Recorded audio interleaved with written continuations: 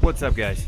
I discovered something new, and what I want to share with you is something you can do on Roll20.net. So if you're using Roll20.net and you're new to it, and you're not sure of how to add creatures and get it as streamlined as the modules that are available in Roll20, I'm going to show you how. So, little background. Started playing on Roll20.net with four of my friends, and we all live in very separate locations. I don't think any one of us lives within 8 hours of each other. So we hopped on here, and we've been having a great time since we started. And 3 of the 4 players that I'm running this adventure with are new to Dungeons and Dragons. The one player that has played before and has a lot of history with D&D. He was quick to note that most campaigns start off very much like Lord of the Rings, and usually end up being a lot like Monty Python's The Holy Grail. So we've started a lot like Monty Python's The Holy Grail. So where this is going to go, I have no idea, but we're having a great time doing it. And instead of making my own adventure for these guys, I just bought one of the modules from Roll20, and it's actually this module, which is a starter set from Wizards of the Coast D&D. So I bought it on Roll20 after already using it physically, knowing that it's a good adventure. It's a great place to start, and where I wanted to go with it was to the Hoard of the Dragon Queen. And because I own Hoard of the Dragon Queen. Hoard of the Dragon Queen is not on Roll20. The only modules that Roll20 does have right now is the starter set, which I'm in, which is the Lost Mine of Phandelver. They have Storm King's Thunder, and they just released Tales from the Yawning Portal, which actually looks really good. I've heard good things.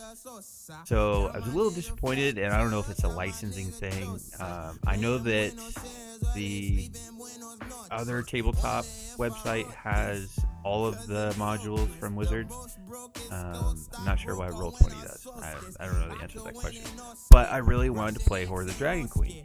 And since I do own it physically, I thought, okay, well, one thing I can do is use my scanner, just go page by page by page, and just start uploading it all and play with the maps in Photoshop.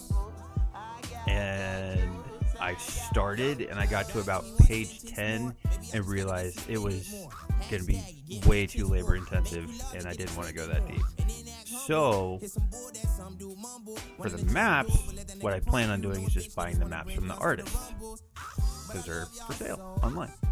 So I thought, okay, good option. Now, the other concern was monsters, because I like the way that it is all streamlined in Roll20. So if I go to my bestiary and I bring up a bugbear, I like the look of this. It's very clean, and it looks just like the books. It looks just like the monster manual, and it looks just like... It looks just like the book does. I like that. It's very clean, very organized. And I thought, oh man, this is going to be a pain in the ass. It's actually really easy. So I've already added one of the characters from Hoard of the Dragon Queen is Rezmir. He's a half-black dragon. He's one of the antagonists. So what you can do is when you're creating a character, I'll just give you a quick example from scratch. So go to your bestiary. Go to add character. What it's going to do is make up some weird little name. So double click this guy and go to edit. So change the name there. And what you want to do is when you go to the character sheet, so it'll bring up a character sheet because obviously you click add character. So it's thinking, okay, you're adding a human. So if you go to this little cogwheel, hit NPC. And it'll automatically convert everything. So enter all of this information. And if you have the books, if you have, the monster manual, which is around here somewhere, or if you have one of the modules, just read it I mean, and it actually is set up so that it's in the same order that's in the monster manual or any of the modules. So enter all that information, and what that'll end up doing is it will look like this. So this is just information that I've entered straight out of the book that I purchased, Court of the Dragon Queen, for Rezmir. So if you want to do it that way, so like another module I'd really like to do is the Curse of Strahd. I've heard nothing but good things about it, even though it kind of him and haw about vampires, because yeah, it's just too prevalent in culture right now. I kind of got sick of vampires, but I've heard it's a really good module, so I'll buy it physically, do the same thing, purchase the maps. And I feel like, you know, if you're purchasing the book and you're buying the maps from the artist, you know, a lot of people say, well, you're not exactly. I'm like, no, I paid for it, and I'm sure as heck not going to pay for it twice, even though this was only $20, and I just justified it as like, you know what, I want my friends to enjoy this as much as I've been enjoying it, so I was happy to pay for it. But yeah, so that's how you can add another character, and it'll give you that same streamlined action. The other thing you really want to be sure to do is that if you want your attacks to show up in the chat, and it just shows up to you as the GM, so when you click an action and all your 3D dice go thrown out across the board, and you want it to show up like this, so you have to be sure to check when you're in this cogwheel, scroll down to the general options. What will be checked, see, always roll advantage will be checked, but it will be on never whisper rolls. If you want it to show up to you as a GM, click always whisper, and this will also be off.